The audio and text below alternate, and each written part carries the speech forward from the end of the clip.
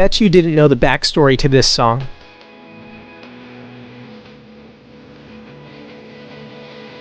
It all starts at church. You need to listen to the end. I planned to commit.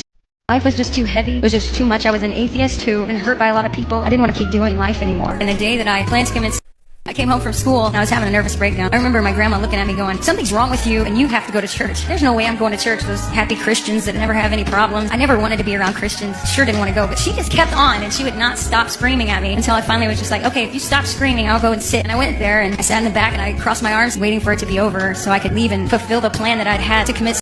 That night, the guy starts talking, the preacher starts talking about pain in people's lives. And he seemed to just describe my whole life, my whole story. It seemed like he was talking straight to me. And all of a sudden he says, there's a suicidal spirit in the room. All the hair stood up on my arms and I was like, I gotta get out of here. This is weird. He just kept crying. He said, please come up. We want to pray for you because God has a plan for your life. And I know that you don't understand why there's so much pain in your heart. God made you and he made you to be connected with him. He made you so that he could love you and so that you could love him back and experience a life like you've never known before in him. I was like, no way. Finally, I was like, I'm out of here. There was a man standing at the door. He was crying and he said, the Lord wants me to speak to you. He knows the pain in your heart. He's seen you cry yourself to sleep at night, and he died to take that pain out of your heart. He experienced it while he was on the cross, so you don't have to keep holding it there anymore. He said, would you please let me pray for you? And he said, God loves you, and that's why I want to pray for you. Finally, I said, okay, you can pray for me. And then he put his hand on my shoulder and started praying, and it felt like God of the universe showed up, and I saw who I was. I saw that he's wrapping his arms around me, going, I want to make you new, show you how to live, how to love. I want you to know that I love you just the way you are, but I'm not going to leave you that way. I just remember waking up the next day, and I looked at my ceiling, and I was like, I wasn't supposed to wake up today, so why am I waking up?